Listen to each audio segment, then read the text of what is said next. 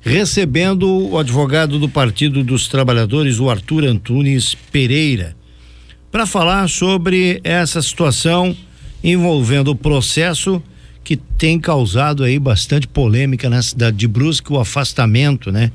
A cassação do prefeito Ariveco. Pois não. Uma informação que eu acabei de pegar, não sei se o doutor Arthur está sabendo, mas está aqui no site do STF, né? A ministra Carmen Lúcia, ela pediu a redistribuição dos autos. Vamos. Bom dia, doutor Arthur, tudo bem? Bom dia, Dirley. Bom dia a todos. Tá aqui, ó, em razão do disposto submeta a presidente desse tribunal o exame de eventual redistribuição dos autos. Isso, ela submeteu a análise da presidente do STF, mas não quer dizer que ela aceitou a mudança de relator, que no caso é o objetivo ali, né? Isso saiu ontem. Saiu ontem. Então vamos lá. Vamos então começar por isso. Porque o linguajar do direito, ainda mais o direito eleitoral, né? Esses recursos, enfim, tudo que já foi dito aí, certamente, Arthur, você deve ter ouvido a entrevista do prefeito cassado Ariveco, né? Dizendo que ele tem agora dois recursos, um no Tribunal Superior Eleitoral e outro do Supremo, né? O que você pode falar sobre isso? Quais são as chances de ser revertida essa situação? E principalmente é uma pergunta que todo mundo faz aí, afinal, a eleição deve acontecer em quanto tempo? A eleição suplementar. Gostaria que você falasse bem próximo do microfone. Tá. Dirley, tudo que eu vou te falar aqui é em tese, porque a justiça, ela não é uma ciência exata, ela não é uma matemática. Então, muito do que eu vou te falar aqui parte da minha opinião, da minha visão de como isso vai ocorrer, e obviamente pode não se dar exatamente como eu vou te explanar aqui. Essa questão dos recursos, a gente tem que entender que tipo de recurso que é e o que é possível de ele eventualmente modificar. A gente tem que entender que o TSE, ele é a última instância da justiça eleitoral, não existe nenhum órgão acima dele. O que o STF faz é uma análise da constitucionalidade da decisão do TSE. Então, para poder recorrer até o STF e ter uma modificação desse julgado do TSE, tem que ter uma questão constitucional. E eu, como advogado, quando eu leio essa decisão do TSE, eu entendo que não há. Significa que não vai ter sucesso o recurso no STF? Não significa isso. Significa que, na minha opinião, não há modificação dessa decisão lá no STF. E o que há nesse momento, não há nenhum recurso, porque o acórdão do TSE não foi publicado ainda. O que há é um pedido de suspensão da eleição, calcado no fato de que a interrupção do governo cassado ia causar todo um caos na cidade. Só que também essa interrupção já aconteceu na segunda passada. Então, está se baseando num fato que já ocorreu. Entendeu? E lá no TSE, o recurso que se tem nesse momento, que está pendente de julgamento, é um embargo de declaração. Que é o quê? É um pedido de explicação. Ele não tem, por norma, ele não tem efeitos modificativos. Apenas digo assim, Dirley, o que tu disse aqui? Me explica, porque eu fiquei em dúvida. Só que está se fazendo um pedido de explicação em cima de uma decisão que não foi publicada ainda. Ou seja, eu não conheço a decisão toda e estou pedindo explicação. E aí, nesses embargos, está se pedindo a suspensão da eleição, o que eu acho muito difícil de acontecer. Doutor, só para tentar, eu acho que tentando contextualizar uma situação. O Ariveco esteve aqui na rádio semana passada, ele disse o seguinte, ele usou textualmente que ele entrou com esse pedido no STF pedindo urgência na decisão, e ele disse que vocês, na parte, né, autora, entraram com uma outra petição dizendo que não é mais urgente porque a cidade está tudo certinho, então não tem urgência. Foi uma fala meia descolada da realidade dele, tá? Bastante, na realidade. O que nós informamos ao TSE e ao STF é que já havia acontecido a saída dele, do governo, e que o outro governo já assumiu. Então, a gente apenas fez uma informação. Ou seja, o pedido dele de suspensão se fundamentava numa situação que já não existe mais. Essa foi a nossa manifestação. E uma outra pergunta, outra dúvida. A gente está falando hoje, né? Não há data definida, escolhida pelo TRE para essa eleição, né? Porque aí não é só a data da eleição, é as regras do jogo, digo, prazo de convenção e para tempo de campanha e tudo mais. Mas assim, doutor Arthur, qual é a diferença? Uma pergunta que muita gente faz, eu tento, eu acho interessante se repassar. Qual é a diferença para o caso de 2015, onde a cidade ficou mais de um ano com o prefeito interino e a eleição só aconteceu no segundo semestre de 2016, para esse caso agora, onde vocês e muita gente está apostando num prazo muito exíguo, um prazo muito pequeno para realizar uma eleição direta de novo? A modificação da legislação que aconteceu em 2015, que foi justamente o afastamento da necessidade do trânsito em julgado da sentença para poder ocorrer nova eleição. Isso aconteceu no final de 2015, se eu não me engano, essa modificação da legislação. Então, nesse momento, essa ação ela não tem que ser encerrada para acontecer nova eleição. Entendi. Inclusive, a decisão lá no TSE, quem acompanhou o julgamento, percebeu que o ministro falou claramente, mesmo sem o trânsito em julgado, tem que ocorrer a nova eleição. E uma questão, o TRE, ele não vai discutir quais vai ser as normas da eleição. As normas já estão postas, até porque o TRE não legisla. Quem legisla é a Câmara dos Deputados e o Senado. O que ele vai fazer nesse caso aqui é especificar as datas, que até que dia vai acontecer a convenção, e que dia que vai acontecer a eleição. Então, assim, tempo de campanha. É 45 dias de campanha. Horário eleitoral, que é negócio todo. Então, assim, basicamente, ele vai adicionar talvez algum entendimento, quanto tempo tem que estar afiliado, quanto tempo que não tem que estar, que já está na lei, que é 6 meses. O que ele vai especificar é a data. Então não é uma coisa tão complexa assim de se fazer. Arthur, para nós que somos leigos, e o ex-prefeito falou muito aqui na questão de não publicação do acórdão, a decisão não está publicada, qual é o peso que tem um acórdão não publicado e se isso pode interferir em todo esse processo de marcação de data, enfim. Eu pergunto porque, como eu disse, aqui somos todos leigos, né? Qual é o peso que tem essa publicação ou não do acordo, sendo que, do ponto de vista da publicidade, isso já foi publicizado, todo mundo está sabendo da decisão, né? Mas qual é o peso desse acordo para a sequência de todo esse processo? A meu ver, com relação à sequência, nenhum peso. Porque a ordem do TSE é que se faça novas eleições independente da publicação do acórdão. O acórdão ele vai servir em que sentido? O cassado vai receber a sentença que o cassou e com base naquele acórdão ele vai discutir qual é o tipo de acordo que ele vai, de recurso que ele vai adotar. Essa, a meu ver, nesse momento, é a única função da publicação do acórdão. E qual é o teu entendimento em relação a prazos? Por se tratar de uma eleição suplementar, por se tratar de uma eleição extraordinária, as regras do jogo político de indicação de nomes acaba tendo uma diferenciação em relação a uma eleição chamada normal, por conta, por exemplo, digamos que dentro da atual administração, alguém que está nela deseja ser candidato, né?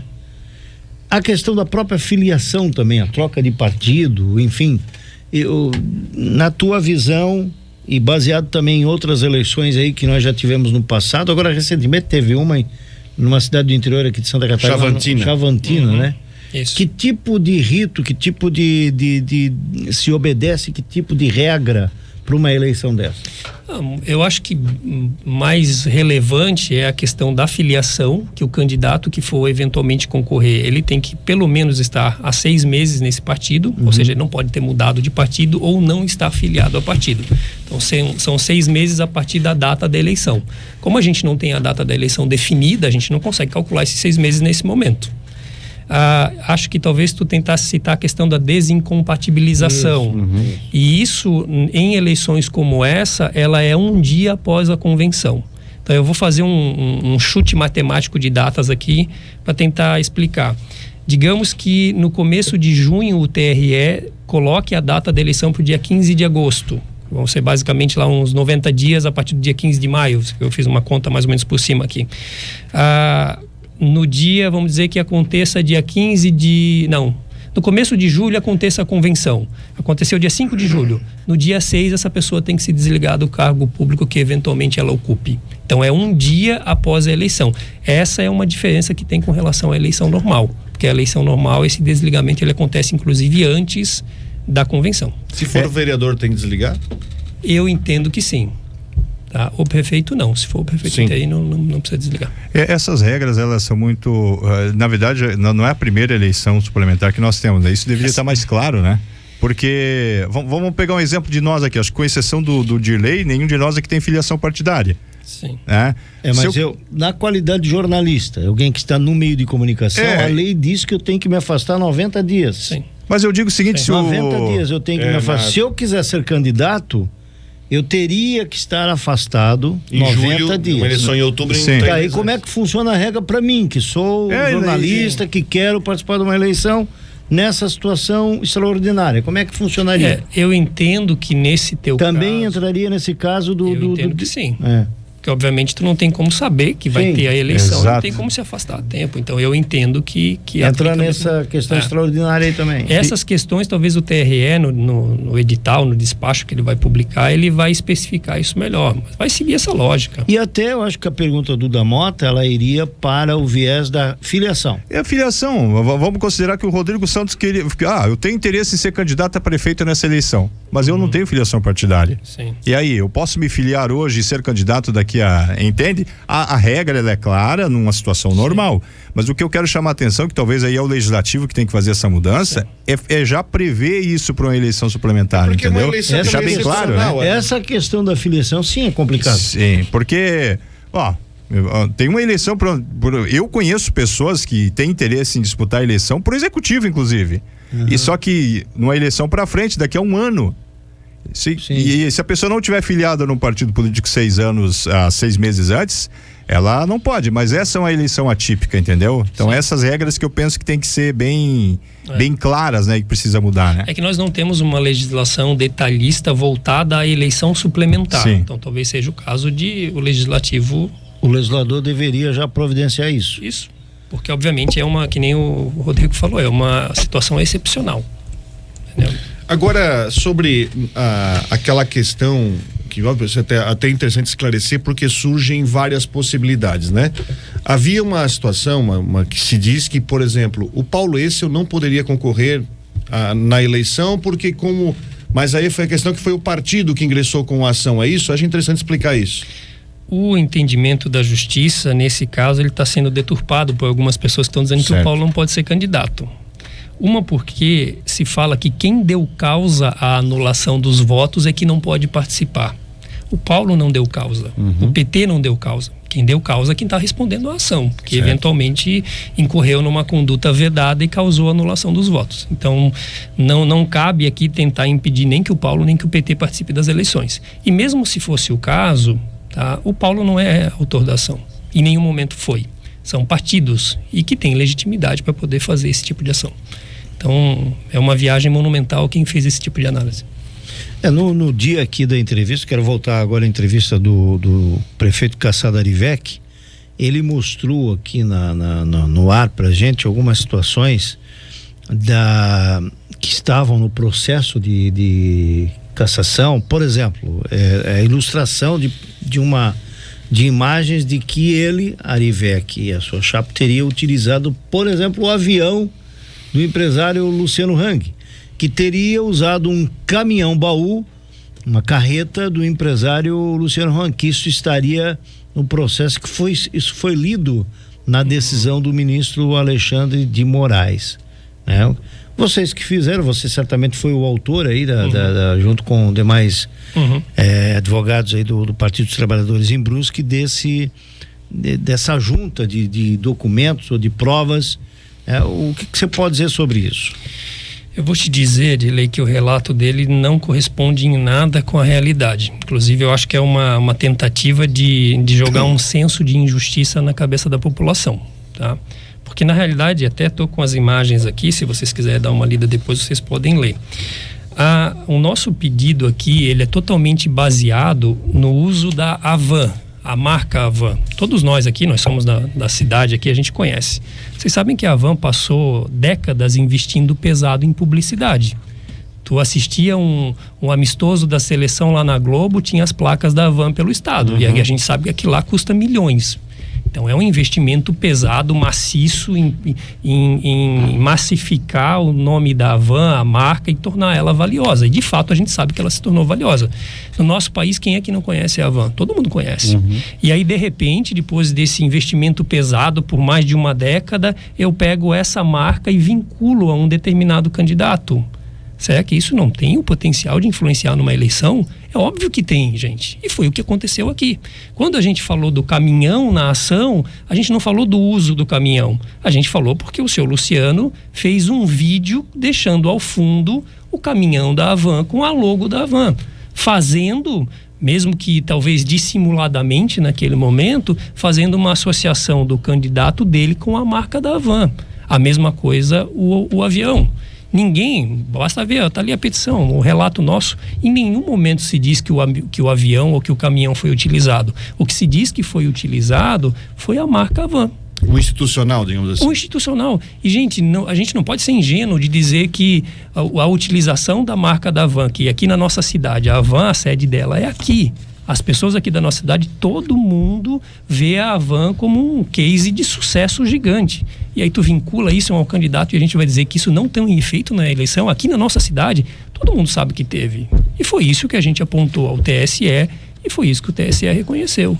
Inclusive, a decisão do TSE, mesmo que a gente não tenha o acórdão publicado, mas o que o TSE fala é em quebra da isonomia.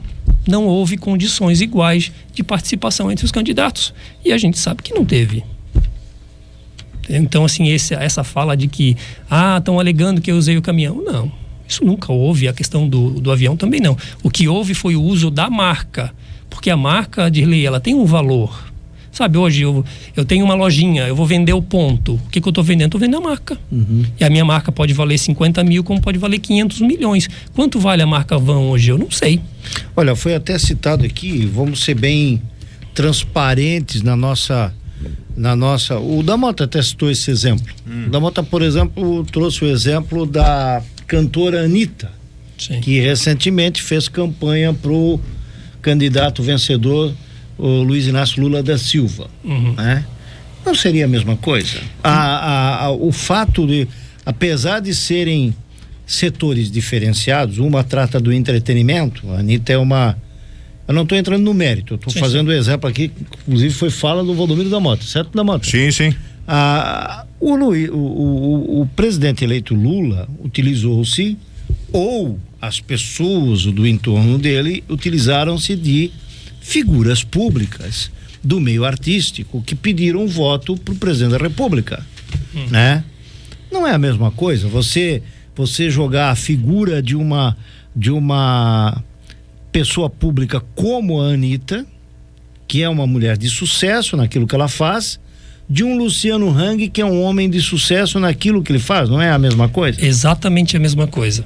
Só que o detalhe que tu estás deixando de lado aqui é que não é o Luciano, é a Havan. E a Havan é uma pessoa... Mas como você separar o Luciano da Havan? Vamos lá, te explico. Eu tenho aqui a listagem dos 14 vídeos que ele fez, tá? Eles partem de 50 mil visualizações, o que teve menos, para quase 1.400.000 visualizações, o que teve mais. Se o Luciano, pessoa física, ele tivesse se engajado na campanha, que nem ele se engajou, sem utilizar a Havan, a marca da Havan, estava tudo certo. Não tinha problema nenhum. A Anitta, qualquer um. A questão é que ele usou a Havan. Inclusive, Dirley, assim, tem todos os vídeos aqui. Ele fez boa parte dos vídeos dentro da Havan, usando a marca da Havan. Na camiseta, no caminhão, no avião, na loja. Ele chegou, inclusive, a entrevistar funcionários da Havan durante o expediente, pedindo que eles votassem em determinado candidato. E vocês sabem, isso é de conhecimento público, não pode nas nossas eleições ter participação de pessoa jurídica, não pode. Se não pode, ele fez uma conduta vedada. E além do mais, tem um vídeo aqui que ele fala, deixa eu até achar aqui, tem um vídeo que ele fala o seguinte, faça como a Havan, vote no fulano de tal. Ele usou explicitamente, não é implicitamente, ele usou a Havan.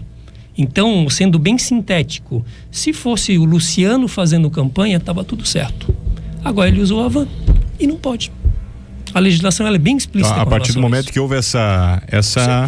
E aqui tem... Que a legislação é clara, né? Gente, ó, eu não vou relatar aqui porque eu sei que nosso tempo não permite, mas eu vou deixar com vocês aqui depois, tá? Tem aqui a legislação que fala que a gente não pode fazer publicidade em bens de uso comum. E a nossa legislação ela é explícita em incluir como bens de uso comum cinemas, clubes, lojas, centros comerciais. Então eu não posso fazer publicidade com esse tipo de bem. E ele fez live lá dentro, os candidatos hoje caçados fizeram campanha lá dentro, fizeram campanha lá no Hospital de Azambuja, que é uma entidade que recebe recursos públicos e também não pode fazer campanha política a favor de ninguém. Então, quem faz esse link, eu sei que isso roda na cidade, de que, por que o Luciano não pode e a Anitta pode? O Luciano pode, quem não pode é a Van. E infelizmente foi o que foi feito. E isso na nossa ação está explicitamente reconhecido, e no voto do Alexandre de Moraes, que a gente não teve acesso ainda, mas a gente pôde ouvir, porque ele leu uma parte do voto, ele deixa isso nítido. Não há dúvida nenhuma de que a ilegalidade aqui foi o uso da Van, que foi ostensivo, e eu não tenho dúvida nenhuma de que teve um efeito gigantesco e mudou os resultados da eleição. Inclusive, deixa eu te mencionar, porque o prefeito Kassado também disse aqui, ou lá no jornal, onde ele deu entrevista também, de que antes mesmo da decisão do Luciano de apoiá-lo, ele já estava na frente das pesquisas. E não é verdade. Não é verdade porque o Jornal Município publicou no dia 16/10/2020, 5 dias antes do Luciano declarar o apoio dele. Um mês antes da eleição? Um mês antes da eleição, porque foi no dia 15/11, que eles estavam todos empatados dentro da margem de erro. Então, não existe, de fato, eu sou convicto disso, e o TSE se convenceu disso, de que quem definiu a eleição de 2020 foi a Van. Eu confesso, não acompanhei a eleição majoritária. Eu não fui, porque comício é uma situação que foi proibida, né? Não pode, não. Não se podia mais. Mas reuniões, a gente sabia que existiam. Reuniões, as chamadas reuniões em locais fechados. Comício até pode, Dirley. O que não pode mais é o showmício. Showmício, exato. Por exemplo, o candidato Paulo Êcio, ele não... Eu imagino que o Paulo, pelo conhecimento que se tem aqui na cidade dele, ele deve ter recebido apoio de empresários. Talvez não do tamanho ou da envergadura do Luciano Hang, mas eu sei de empresários aqui da cidade, eu conheço, e posso até fora do ar citar 2 ou 3 que eu sei e que nós sabemos que não são grandes empresários, mas são microempresários, são pequenos empresários que apoiaram o Paulo.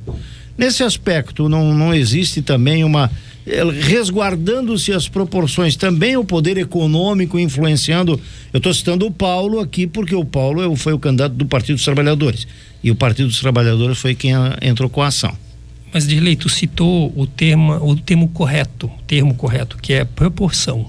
Se eu pego o tiozinho aqui da esquina que tem uma lojinha que ele atende 15 clientes por dia, o apoio dele é relevante? É capaz de determinar o resultado de uma eleição? Não é. Agora, na nossa cidade, a Van, será que o apoio dela não é capaz? É. E foi isso que o TSE reconheceu. Entendeu? O Paulo pode ter tido apoio de um ou outro comerciante? Pode, obviamente que teve. Mas nenhum desses apoios, salvo o melhor juízo, partiu do uso da marca desse comerciante, e muito menos teve o condão de derrubar a isonomia da participação na eleição, da disputa, e muito menos de... vamos dizer assim, de afastar a igualdade de condição entre os candidatos que estavam disputando. E esse é o cerne da questão, e essa é a razão pela qual os cassados foram cassados. Possivelmente, né, você, Arthur, e nos bastidores da política já deve ter ouvido o seguinte pensamento por parte de atores políticos da cidade de Brusque. A ideia não foi atingir Arivec. A ideia foi atingir Luciano Hang, até pelo contexto nacional dele, com o então candidato Jair Bolsonaro, né? O que vocês do Partido dos Trabalhadores têm a dizer sobre isso? Você acha que houve alguma, na influência decisiva do Alexandre de Moraes, alguma coisa relacionada também ao cenário nacional? Porque a demora para se definir isso, né? Depois de 2 anos de administração, então chega essa decisão, né? Mas se tu for olhar, vamos fazer aqui uma comparação com o caso do Paulo. Sim. Eles foram cassados basicamente no mesmo momento. Na realidade, essa cassação atual, ela veio 1 mês e poucos dias, 1 mês e 10 dias, mais ou menos, se a gente for fazer uma comparação de tempo, que é do Paulo. O Paulo foi cassado no final de março de 2016, que é o 2º ano do mandato dele, e é a mesma coisa. Então, o tempo do processo sair daqui e chegar lá no TSE é o mesmo. Então, assim, não houve alguém que aguentou, sentou em cima, guardou o tempo passar. Não existiu isso. Não, eu entendo que não. E depois o seguinte, Dirley, fala-se muito no ministro Alexandre de Moraes, ele está perseguindo o Luciano, mas foi 5 votos a favor da cassação. E no dia do julgamento foi 1 voto só contra a cassação, e o outro voto que teve, que foi do ministro Lewandowski, ele nem abordou os fatos. Ele abordou apenas o cabimento ou não do nosso recurso especial. Então, nós temos o Alexandre de Moraes votando pela cassação, nós temos a Carmen Lúcia, nós temos o Carlos Orbach, o Benedito Gonçalves e o Sérgio Banhos. Será que os 5 tinham intenção de perseguir o Luciano? Eu entendo que não. E o nosso sentimento, quando a gente ajuizou essa ação, foi porque a gente sentiu que na eleição de 2020 não houve igualdade de condições na disputa.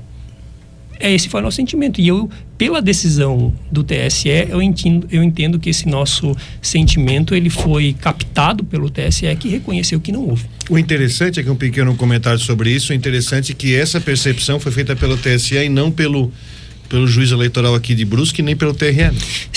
Eu não tenho condições, nem como advogado, eu não posso analisar a decisão e dizer lá se a decisão está errada. Eu não vou fazer isso. Mas se tu pegar a decisão da juíza aqui da nossa comarca, ela destaca 5 linhas a respeito dos fatos. Se tu pegar a decisão do TSE, eu imagino que ela vai ter muitas páginas, pelo que foi dito lá no voto, ele faz uma análise qualitativa, esmiuçado de tudo que a gente apontou. Então eu vou te dizer que nem a Justiça Eleitoral aqui da nossa cidade, nem o TRE foi a fundo na questão dos fatos que foram apontados. E o TSE foi o único a fazer isso. Muito bem, eu agradeço aqui o Arthur Antunes Pereira, advogado aí que assina essa ação. Algo mais que você gostaria de destacar, Arthur, que talvez a gente deixou para trás aí num questionamento, mas que seria importante? Não, Dirley, eu acho que basicamente é isso. Acho que só deixar bem nítido de que, até tentando evitar que as pessoas joguem informações falsas aí na rua, que não é o apoio do Luciano que a gente entende como irregular, e sim o uso da marca Avan, que a gente sabe que tem o potencial de desvirtuar o resultado de uma eleição, como aconteceu aqui em 2020.